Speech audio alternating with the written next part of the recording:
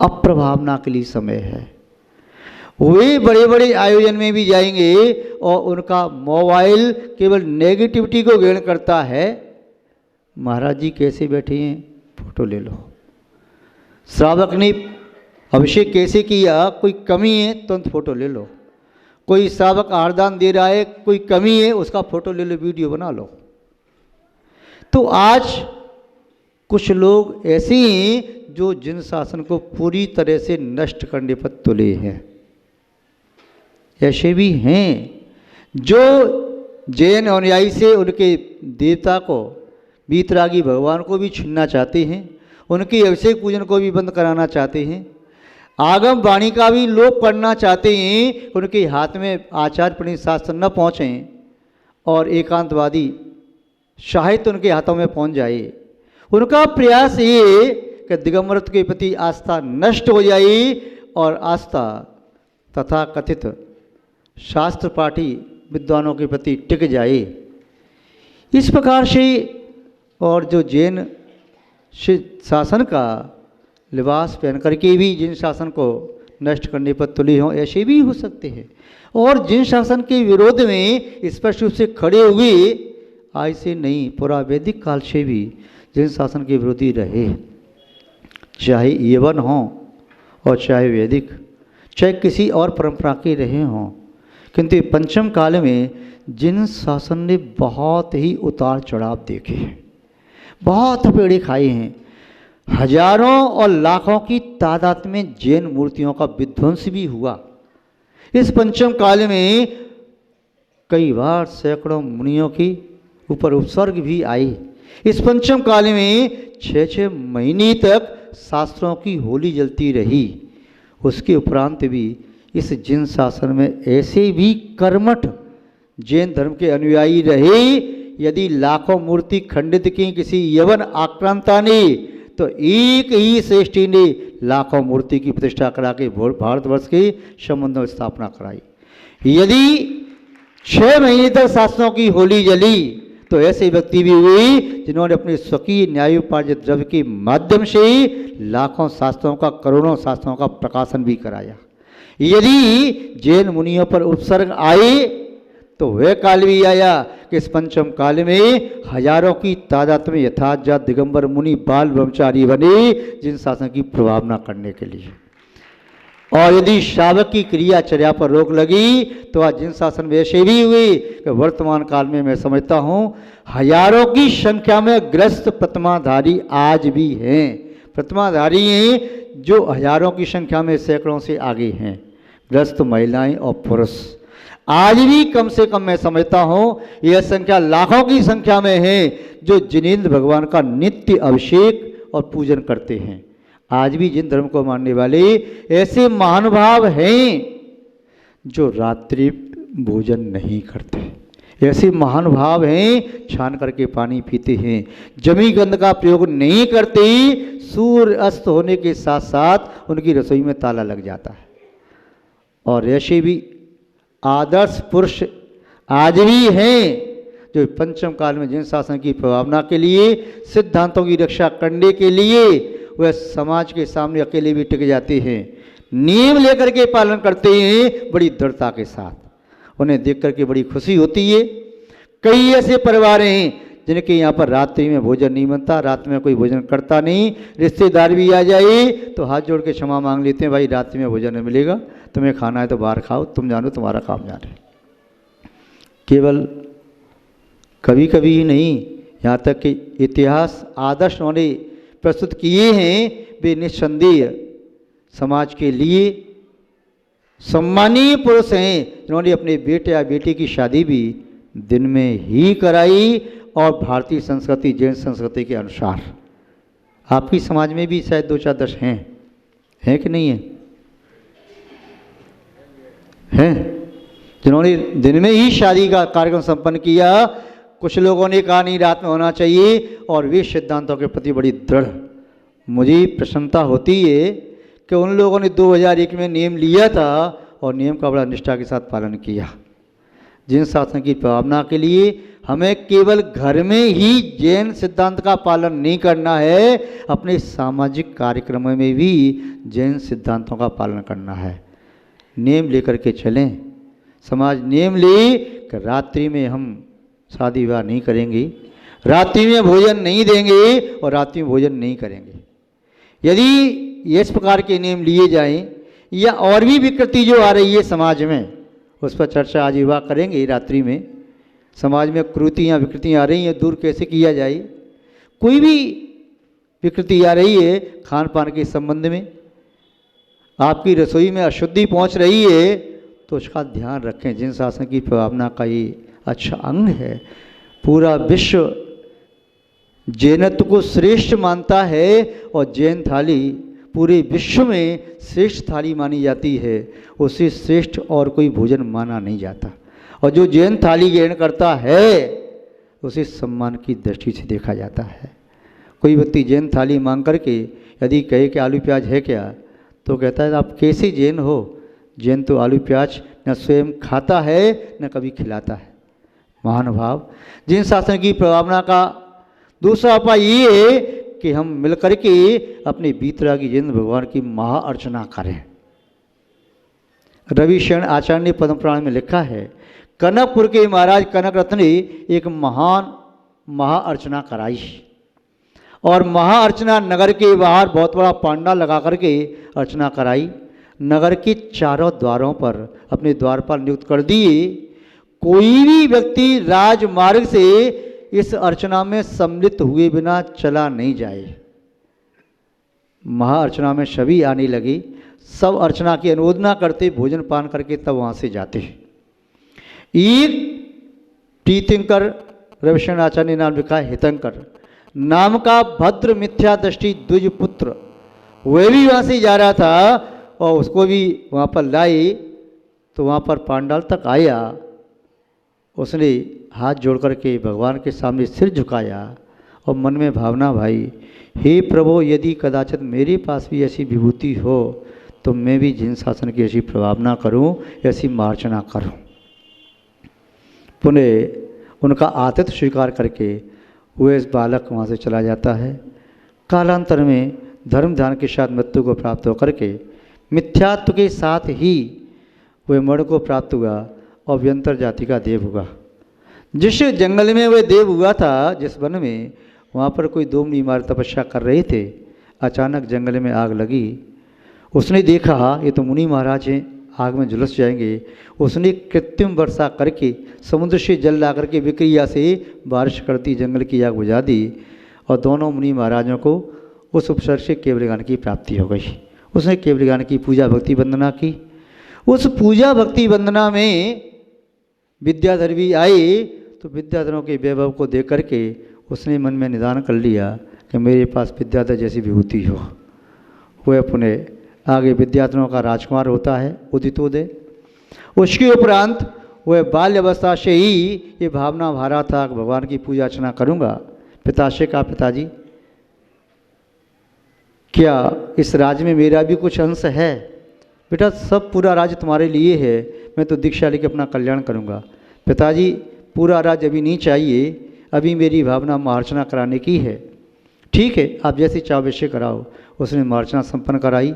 जैसी देख करके आया था पूर्व का जातिशुण हो गया उसे, और महार्चना संपन्न कराई धूमधाम से। उसी प्रकार से उसने जिनेंद्र भगवान का रथोत्सव किया। उस रथोत्सव में सभी साधर्मी बंधुओं को सम्मिलित किया और संगीत आदि वाद्य यंत्रों के माध्यम से वह जुलूस एक महान प्रभावना का अंग बना। वह उदितोदय पुनः बाल्यावस्था में दीक्षा लेकर के तपस्या करता है और तपस्या करके राक्षस वंश का श्रोमणी राजा महाराक्षस होता है। उस महाराक्षस ने अमर रक्ष और विक्रम रक्ष दोनों पुत्रों को अपना राज दे करके, वह मंडलेश्वर राजा था, मुनिशोत नाम के मुनि महाराज से दीक्षा लेकर के मोक्ष को प्राप्त किया। एक भद्र मिथ्यादृष्टि जीव जिन भगवान की प्रभावना की भावना भा करके महार्चना की अनुमोदना करके और स्वयं अर्चना संपन्न करा के मुनि महाराज का अवसर दूर करके वह 2-3 भव में मोक्ष को प्राप्त कर सकता है। तब निस्संदेह हम भी कल्याण के पथिक बन सकते हैं। तो जिन शासन की प्रभावना के लिए सबसे बड़ा यही है ये महार्चना आपकी आज पूर्णता को प्राप्त होगी। हवन आदि का कार्यक्रम कल संपन्न होगा। इसके उपरांत पुनः रथोत्सव का कार्य संपन्न होगा। और सरदना का इतिहास है, जब भी कोई कार्यक्रम करते हैं तो बड़े मनोयोग से करते हैं। अभी कल चर्चा कर रहे थे कि 2001 में एक महावीर जयंती का जुलूस निकाला था। आप लोग भी चर्चा करते हैं कि वास्तव में ऐतिहासिक जुलूस था। उसके उपरांत आदर्श नगर की पंचकर्णा की रथ यात्रा का वह भी एक ऐतिहासिक कार्यक्रम था। और सभी महान भावों ने जब दीक्षा का कार्यक्रम यहाँ संपन्न कराया था, वह भी अपने आप में एक अनुपम कार्यक्रम रहा। तो आप कार्यक्रम जो भी कराते हैं निस्संदेह बड़े प्रभावक कार्यक्रम संपन्न करते हैं। उस समय हमने संकेत किया था कि भाई आप सभी जैन बंधु 2-3 घंटे के लिए, 4 घंटे के लिए अपने प्रतिष्ठान बंद रखें।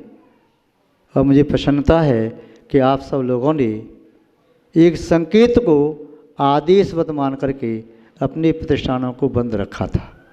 और सभी जुलूस में शामिल हुए थे जिन भगवान की रथ यात्रा में शामिल हुए थे। कल का एक प्रभावना का, जिन शासन की प्रभावना का सुअवसर है।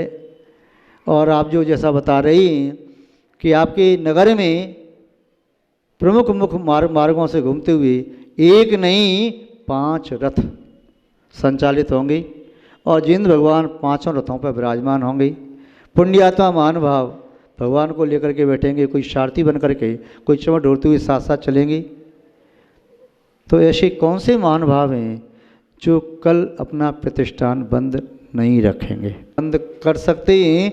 कल का प्रतिष्ठान बंद करने पर कोई कमी नहीं आएगी। डमाडोल में ऐसा होता है, भाग्य भी डमाडोल होता है। फिर भाग्य के उद्देश्य क्या होता है? आपको सामने लाभ दिखाई दे रहा है, मुझे 1 करोड़ का लाभ होने वाला है, किंतु ऐसा कर्म उदय में आता है डमाडोल कि अब लाभ हुआ, अब हुआ, अब हुआ, और फिर हो ही नहीं पाता है। या कभी व्यापार में कहीं पैसा फंस गया, मिल जाएगा, कल मिलेगा, परसों मिलेगा, महीनों निकल गए, वर्षों निकल गए, नहीं मिला तो नहीं मिला। जो डमाडोल भक्ति करते हैं उनके जीवन में डमाडोल लाभ मिलता है, निश्चित नहीं होता है।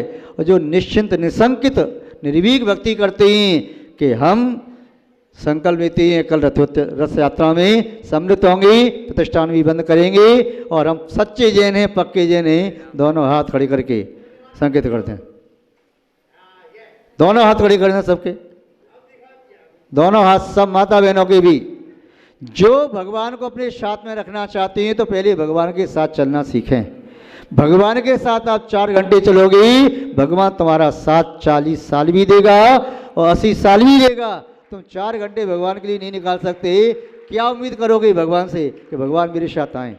दुख दर्द में भगवान से कहने जाओगे, पद्म प्रभु से, चंदा प्रभु से, या पार्श्वनाथ से, शांतनाथ से, महावीर स्वामी से, चंदा प्रभु भगवान से, किसी भी भगवान के पास जाओगे तो तुम्हारी आत्मा कहेगी तू तो भगवान की रथ यात्रा में आया नहीं था, कौन सा मुँह लेकर के प्रार्थना करने आया है? सुख में सिमरन किया नहीं, दुख में करता याद, कह कबीर उस भक्त की कौन सुनी फरियाद। तो आज तेरे पास पुण्य का उदय है, क्या 4 घंटे का समय भगवान की रथ यात्रा में चलने का नहीं है? वह शब्द मैं कहना नहीं चाहता अब जो 2001 में कहा था है? आप समझ गए। वैसे ही मुझे शोभा नहीं देता कहने में, नहीं तो युवाओं की टीम ऐसी है, सरदना के युवा उत्पाती हैं, अच्छे भी हैं, और एक संकेत मिल गया तो किसी की दुकान खाली खुली हुई दिखाई दे गई तो वे कुछ का कुछ कर सकते हैं। कोई दोना बना ले जा करके रख दे तो फिर ये मेरा नाम नहीं लिया, हमारे ऐसा करवा दिया।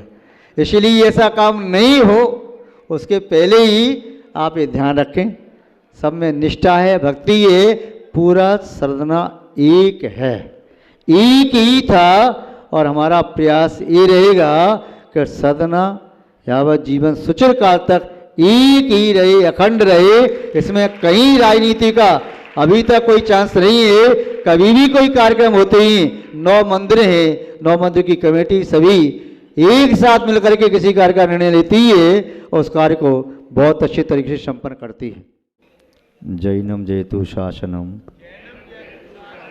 विश्व कल्याण कारकम। अभी नरश्रेष्ठ सरखंडाधिपति चक्राधिपति एक जिज्ञासा प्रस्तुत कर रहे थे। ऐसा क्या कारण हुआ दीक्षा लेने के उपरांत किन्हें केवल ज्ञान प्राप्त करने में 1000 वर्ष लगा, किन्हीं को 1 वर्ष, किन्हीं को 12 वर्ष, किन्हीं को 6 दिन, किन्हीं को 56 दिन, 2 महीने, किन्हीं को अंतर्मुहूर्त।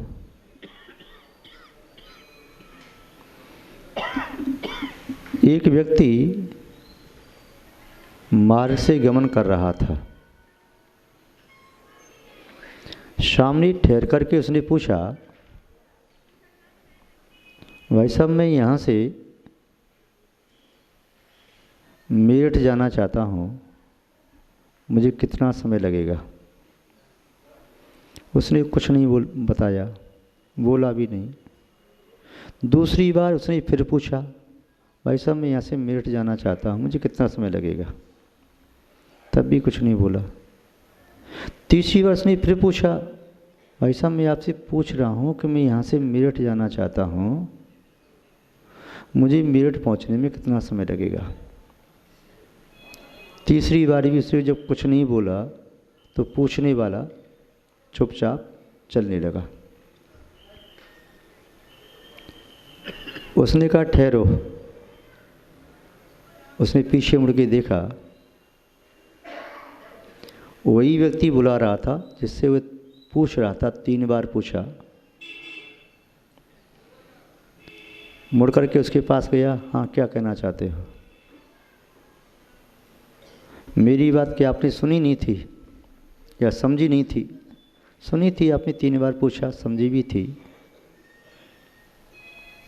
फिर अब क्या कहना चाहते हो? यही कहना चाहता हूँ कि आपको मेरठ पहुँचने में लगभग 6 घंटे का समय लगेगा। और उसे बड़ा आश्चर्य हुआ कि जब मैंने 3 बार पूछा तब तो नहीं बताया,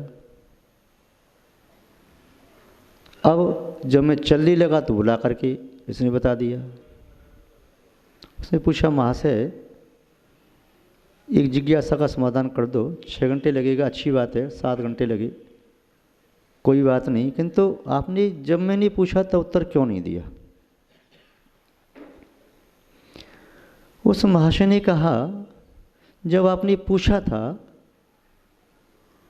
तब मुझे ये नहीं मालूम था कि आप मेरठ कैसे जाना चाहते हैं, साइकिल से, मोटरसाइकिल से, बस से, अपनी गाड़ी से, दौड़ करके या पेड़ भर के दंडवत करते हुए कैसे मेरठ जाना चाहते हैं, इसलिए मैं नहीं बता सकता था।